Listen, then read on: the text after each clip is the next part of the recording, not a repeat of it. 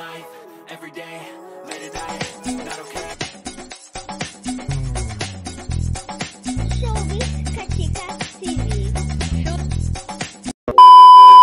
Hello mga kachika! Kahapon nga December 31, 2023 ay isa nga sa pinakamasayang araw para kay Angelica Panganiban.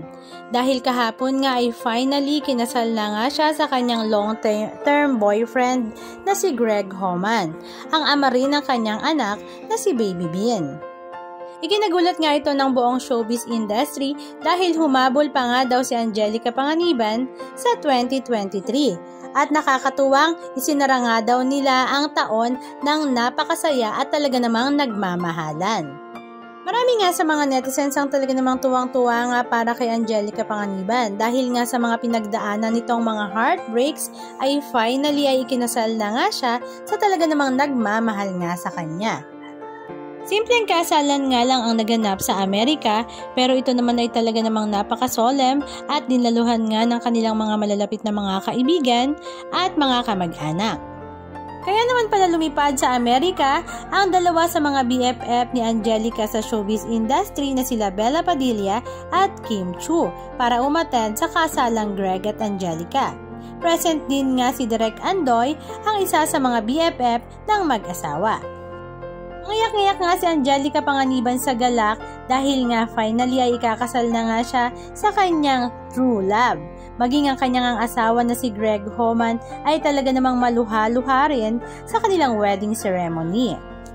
Ibinahagi rin nga ni Angge ang talaga namang napaka-cute nilang pictorial after nga ng kanilang wedding na kumakain sa In-N-Out restaurant na talaga namang ikinatuwa rin ng mga netizens.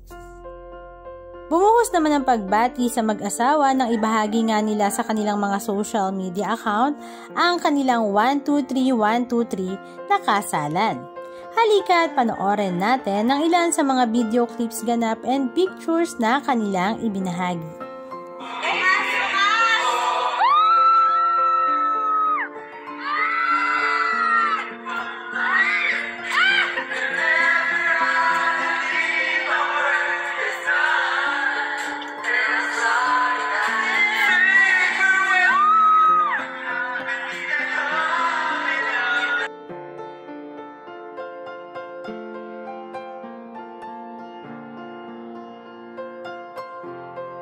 Nilamusan mo ako. Oo. Balik ka sa ano. Tinanggal mo eh. Anong masasabi nyo mga kachika? Just comment down below. And please don't forget to subscribe. Thank you!